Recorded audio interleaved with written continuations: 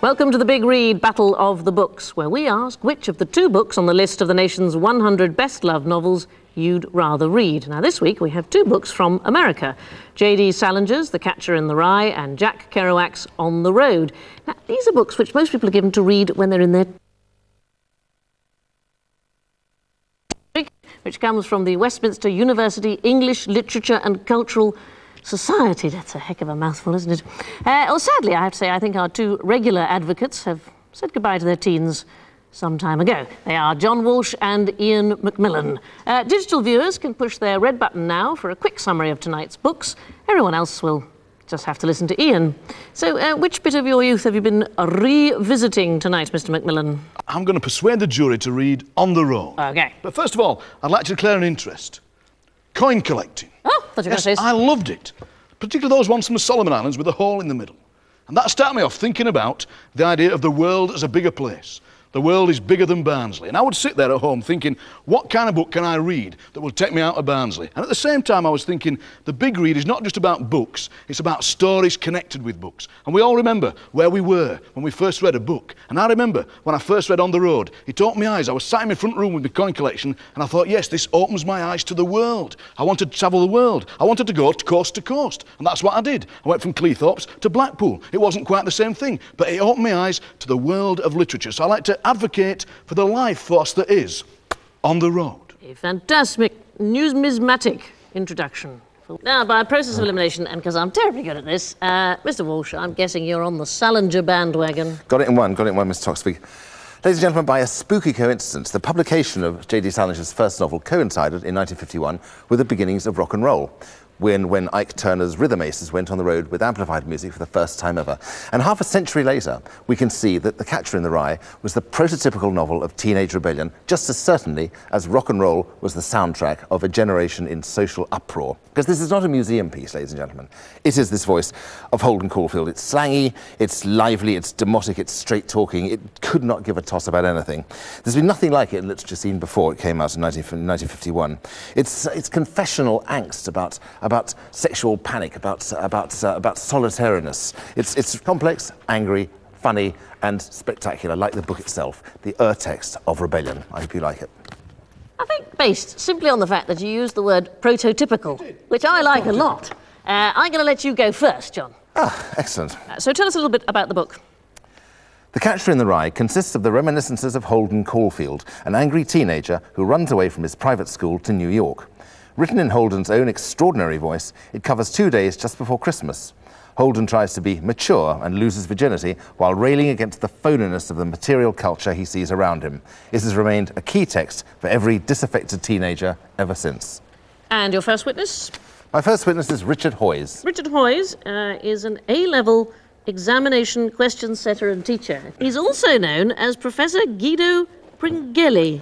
I think you'd better explain that, Richard. Well, I'm a Punch and Judy man, and I'm an alternative Punch and Judy man. Professor is what we call ourselves, us Punch and Judy men, a grandiose term assumed by phrenologists and other entertainers, according to the Oxford Dictionary. Well, Professor, you're most welcome. This is a novel of adolescence, The Catcher in the Rye, but it's about an adolescent American kid 50 years ago. Why has it got relevance for now, do you think, 50 years later? Why is it used as a school text by people like you? Looking at a text that's 50 years old, 100 years old, we see it with new insight today. But remember that when Catcher in the Rye was written, it was post-Second World War, a time of great anxiety, unease, and what are we now? Post-September the 11th, post whatever you want. Is there a bit of Holden in every kid still, do you think? There is a bit of Holden in every kid, but just a little earlier you were saying about it's a text that must be read by every disaffected youngster and so on. I think you come back to the text and read it, and you go on rereading it and rereading it through life. And the really interesting thing about Catcher is that it brings you in. The relationship, I mean, there's lots of really important relationships in the novel, which you get really involved with: the prostitute and the client, the teacher, the pupil, the examiner, examinee, etc. But the really important relationship, in many ways, is the reader and the central character, Holden. and you get drawn in almost as his therapist, and then suddenly you come out again. He tells you, and you're with him, and you're there with him, and you realise he was shouting, and you hadn't realised that. So you're constantly in and out, subjective, objective. That's the really fascinating thing. So I'm going to interrupt you, but I can if I like. Of course. Disaffected was the word you used. It's read by a disaffected I think that was your earlier term. Well, there's a weird thing about this book. I just wonder whether you think it's a dangerous book, because Mark Chapman, he was carrying a copy of this when he shot John Lennon. That's right. And John Hinckley, when he tried to assassinate Ronald Reagan, he was carrying a copy of this book. Is it actually a dangerous book? Are there such things, do you think? I mean, are there dangerous books? Or are all books dangerous? And, you know, yeah, I take your point about the book being in the hand of those people, but that could almost be any book. And surely, I mean, I think Catcher is actually a very moral book in many ways. Holden is trying to find his way through life, and the problems of his disaffection are things that he tries to work out, constantly looking to adults for help, constantly, of course, not finding it. But in many ways, we're sort of selling it as a book that will appeal to the angst-ridden, but it's also the way the angst-ridden finds a way of trying to live in a real but troubled and angst-ridden world. Thank you, Professor. Very good. I like that. I think we should digress into some cross-examination. Richard Hoynes, we've met before. We have. We've met before on the literary circuit in England. I would call you a friend. Let me hold your hand. That's very nice to do, sir. Now, as a friend, surely I could say to you that you shouldn't actually be advocating for a book like this, because it seems to me that Catcher in the Rye is a kind of one-off, whereas On the Road, as a thing has entered the language, you don't say, well, I feel a bit of a Catcher in the Rye, do you? Coming on. You don't say, you know, God, I'm a bit Holden Caulfield tonight, mother, but yet On the Road has entered the language. Discuss. Everybody has read On the Road. Actually, when you question them, and you question the audience, how many people have started On the Road, how many have actually finished? It's the book we've all read, and the book we all believe in. It represents something, that hippie culture. So somehow then it's better than No, Catcher it's not, in the Ian, Rye. because Catcher in the Rye is a book that you finish. Catcher is a book that makes you question your dysfunctional self in the dysfunctional world. Well, speak for yourself, I live in Barnsley. Are you two going to hold hands, you know, the whole time? I think so, yeah, we're friends. No, it's just we may have to go to a different channel, Yeah. that's all. Oh, for the I see. shows. Richard, thank you very much. Richard Hoyes, and our second witness on behalf of Catcher in the Rye is Jack Claff. Jack is a writer and a performer. He's an actor, who I happen to know. Not that it's going to influence anything, I'll just tell you that. And visiting professor in Brussels and Princeton. That's great, because both places you get good food. What age were you when you read Catcher in the Rye? I was first in my 20s and now a white-haired guy. So you weren't an angry teenager then? I wasn't an angry teenager. Were you an and angry young I have to actor? say, I was a young law student, actually.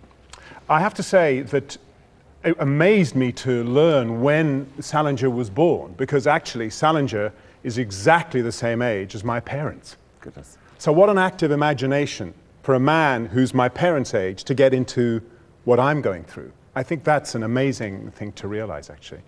Can it still be read by grown-ups with pleasure, do you think, or is it of the early 20s, teenage generation? I think it's enormously pleasurable to read as a grown-up. As a matter of fact, I was astounded to hear, or to read, I heard it in my head, so I suppose I should put it that way. The mark of the immature man is that he wants to die nobly for a cause, while the mark of the mature man is that he wants to live humbly for one. And I think that it's actually a very, very mature piece of work, and a rather wise one. Very funny as well, but certainly something that grown-ups could and should read. I think it's a really good piece of literature, and I was grateful to read it again. I can't urge enough for people to read it. And if you want to distinguish between these two books, I do admire On the Road, but it's just not a work that is worked on in the same way. You happen to mention that I'm a writer. This is a book that I would have found slightly easier to write. This is a book that I would find considerably easier to read. It's written by a man who spent some considerable time honing every word, every sentence. There are some repetitions in it, and that can put certain readers off, but as a matter of fact, the way he crafts his sentences, the way he uses one-liners, whether he says, you know, all mothers are a little bit insane, when he talks about some of the things like the suitcase, you know, he says, you know, you shouldn't share a room with someone who's got a better suitcase than you. There's lots of instances when he talks about women, when he says, you know, girls, you can never know what's the matter with a girl. And just just little set pieces, like when he talks about Jesus and he says, you know, his friend says, you know, Jesus, you gotta like the disciples because, you know, Jesus chose them. And he says, yeah, but he chose them at random. You know, I'm not gonna blame him for that, but you know, you can't blame a guy for not having the time. So every now and then there's a little aside that just makes it absolutely delicious to read. And two of the very good set pieces include one with a guy I'd forgotten, Horvitz, the taxi driver. I remembered this rather romantic scene with the ducks. You know, he says, where do the ducks go? And I remember that as rather romantic. In fact, he deals with it with the taxi driver who keeps saying, what are you talking about, the ducks? What do you mean the ducks? I mean, what about the fish? Things like that. And it's this thing that goes on for some time. Or when he goes to see a prostitute and he says, you know, he can't do it. He can't go to bed with her. And she says, why? And he says, I've got something wrong with my clavichord. It's way down in my spinal column and things like that. It's really, really delicious to read at this advanced age, I have to say. You mentioned his attitudes with his mother and so many other things. Would it be too ridiculous to suggest that he is basically the Eminem of 1951? Well, I just don't think, I just don't agree that Catcher in the Rye is a kind of carpet bombing of society. I really don't see it that way. I see it as a book that is actually a responsible work of art, a really serious work of art. And as regards, you know, Mark Chapman and these people who go and kill John Lennon and so on, I mean, this book was carried in the pockets of people who were in Vietnam. This book is responsible for the entire Vietnam War. You know, we should burn all books because Lee Harvey Oswald was in a book warehouse when he shot John Fitzgerald Kennedy. I mean, you know, the Bible and the Quran are responsible for wars all over the world. You can't blame books for wars. It doesn't work that way. Fantastic. No further questions, you maestro. Good luck, Ian, that's all I can say. No, I just think we should go a bit further into this thing about Mark Chapman carrying the book. Yeah, okay. Why do you think he carried that book and he didn't have On the Road with him, did he? I'm not in any way excusing the assassination of John Lennon, but he believed that Lennon was a phony. He loved Lennon, but he felt that Lennon was not telling the truth. This is a book in which, even when he's facing a pimp, he's got to tell the truth. He'll get beaten up rather than lie about the price of going to bed with a prostitute. So the first thing is that it's about the truth. It's to do with mental anguish. There's lots of wonderful letters, if you're interested, about you know, his experiences during the war and the mental anguish that he suffered. He actually wrote to Ernest Hemingway, a writer he quite rightly didn't admire as much as he admired himself, and said, listen, you should really understand what it's like to be disturbed. So it's true that a great many really, as you say, disaffected and anguish-filled young people do want to read this book. But don't forget, this book sells at least 250,000, if not 500,000 books a year. And not all of those kids are disaffected. The rate between, you know, ordinary readers and assassins is lower than many books. That's very true. I'm going to have to stop you there because you've got such a lovely voice, Jack, that we just get you to read the whole thing. Fell asleep. Can you remember the line that you had in the Star Wars movie? Here it goes. Red Force standing by. I've got one. I'm hit. Isn't that great, huh? That's very good, Danny. Jack Clapp, thank you very much indeed. Thanks.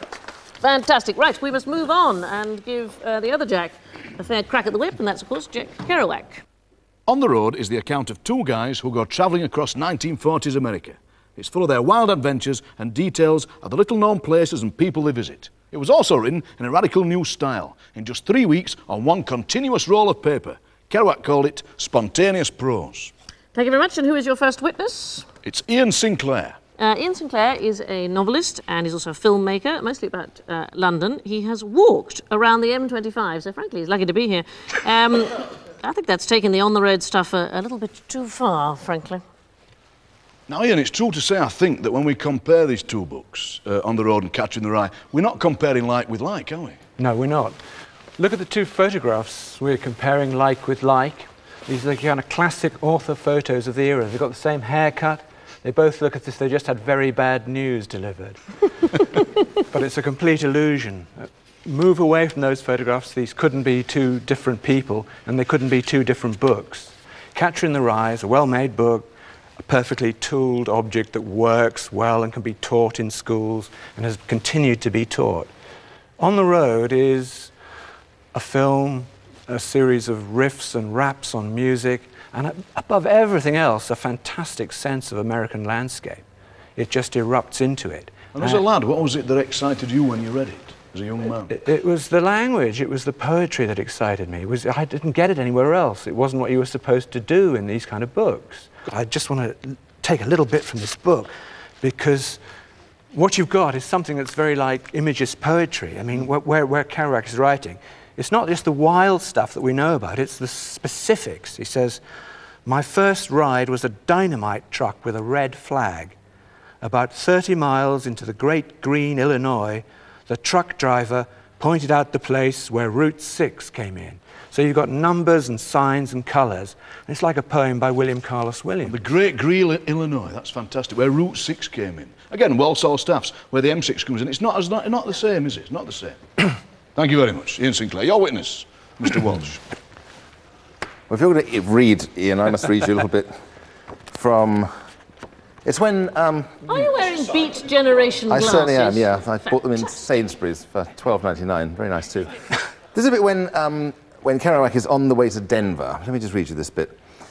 "I got on that hot road and off I went in a brand new car, driven by a Denver businessman of about 35. He went 70. I tingled all over. I counted minutes and subtracted miles. Just ahead over the rolling wheat fields, all golden beneath the distant snows of Estes, I'd be seeing old Denver at last. I pictured myself in a Denver bar that night with all the gang, and in their eyes I would be strange and ragged and like the prophet who had walked across the land to bring the dark word, and the only word I had was wow." Ian Sinclair, isn't the point of this book? Well isn't the trouble is with this book that the only thing he's got to say basically is an enormous wow and not a lot else?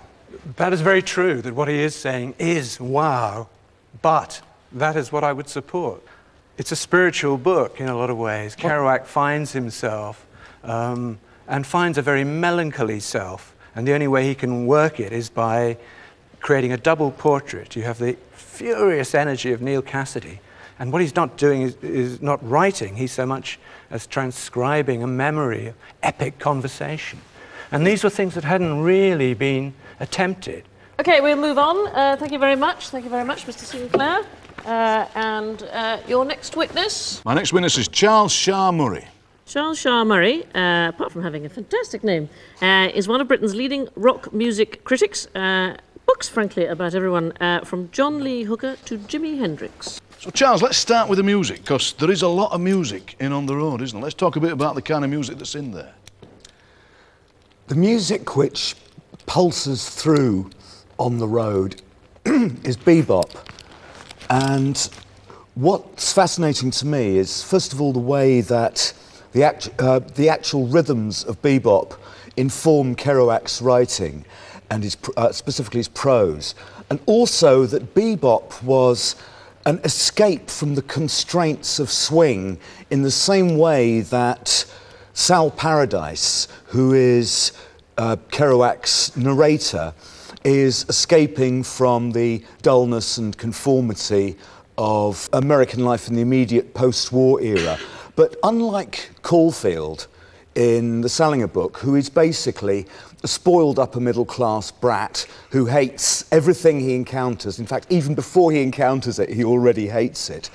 Sal Paradise is consumed with a desire to experience, a desire to see and feel and hear and to discover all the other Americas, other than the one he actually comes from. And so in the company of this grand lunatic Dean Moriarty, he's just eager to experience and know. And when he's hitchhiking, even if he's only travelling for 100 miles with people, he wants to learn about them. He wants to learn about the kind of lives they live. He's desperately interested in lives other than his own. It sounds like improv. And while it's true that Kerouac, assembled a toilet roll of paper so that his inspiration and flow wouldn't be interrupted by having to take one page out and start another, the book was written in one 3-week burst, but it was edited and revised. It wasn't just blabber and smoke. It was written according to the Nick Lowe principle of record production, which is bash it down quick, tart it up later. I'm sorry, I'm going to stop you there because he's only asked you one question so far, and it's like the roll of paper. It's very good, it's very impressive, but Thank you. We haven't got the 3 weeks. So I'm going to ask you, Mr. McMillan, to sit down, and Mr. Walsh, you may cross-examine. This job's easy, isn't it? It's not Just right, the one isn't it? question. I know. Fantastic. Charles, can we just get one thing straight? You don't really believe this is a novel, do you? It's just a spectacular outpouring of stuff that he's picked up. To me, it's a transcendent literary experience which which I found as a kid, and I read it as a kid. I found it enlightening, I found it inspiring. It had a great deal to do with my own decision to become a writer, because it told me so much about what you could do with words, how you could experience the world, and how you could convey that experience to others. I mean, to me, it's an inspiration, and it's a book I return to every decade as a kind of touchstone. Charles, thank you very much indeed. Very fluent, wasn't he? It was marvellous. I do this for a living. Well, it's very, very impressive. So, now, that is our witnesses. Actually, I've got a surprise witness.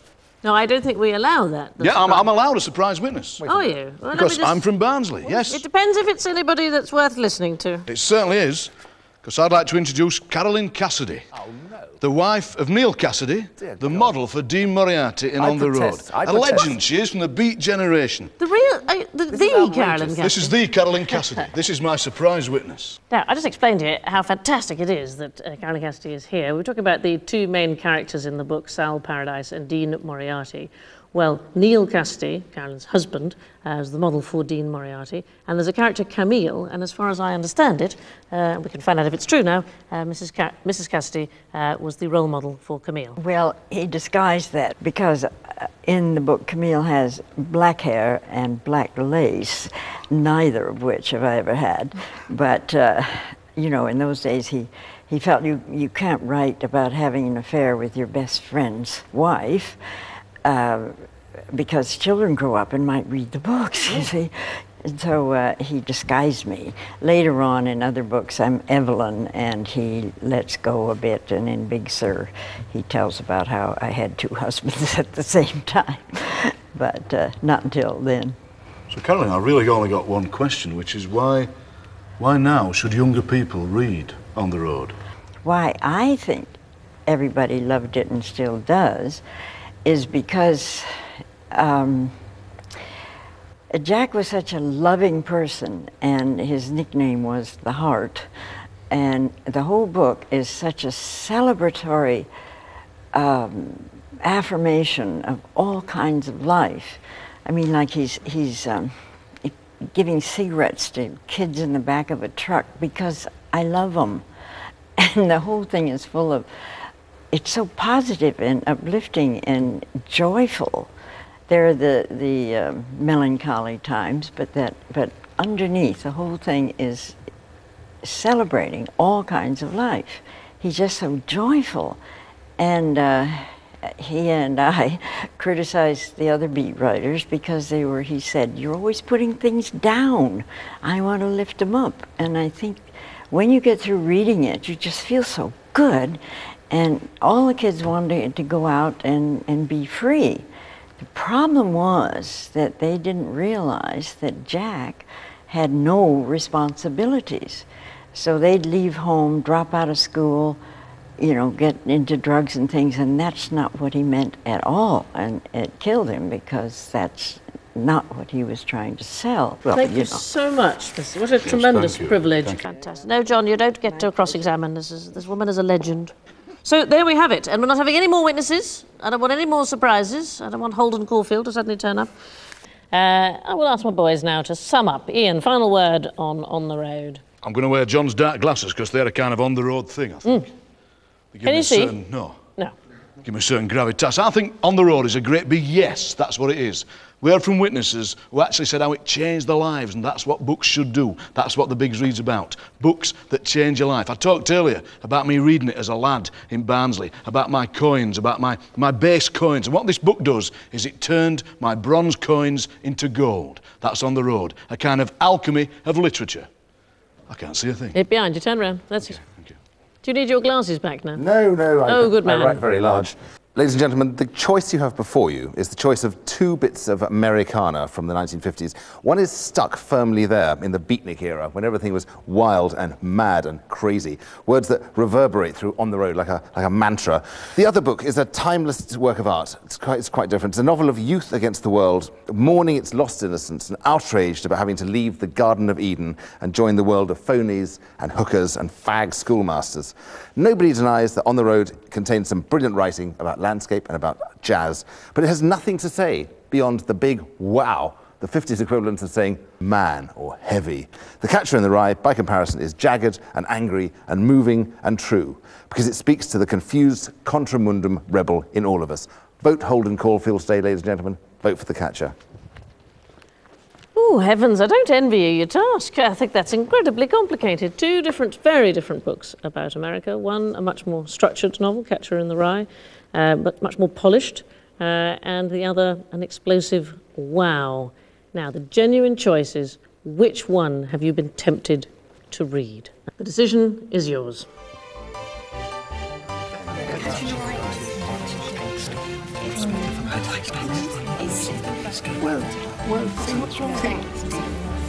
Thing is, it is the idea that the On the Road is a big positive thing, and there is that negativity, isn't there, in Catcher in the Rye? Absolutely, yeah. I thought your witness was fantastic. Very lousy crap, that, absolutely. Right, I know it's difficult, but I'm afraid that is all the time. Alan, have you come to a decision, do you think? I think we have, Is it unanimous? I'm not sure. No, I don't think it is, actually. You don't think it is? It might be a close one. Were you influenced at all by the surprise witness? I think influence is too light a word, actually. That's more like emotional blackmail, actually, I think. OK, let's see what the final result is. Show us your vote. Oh, no! I hate when this happens. OK, it's 4-4.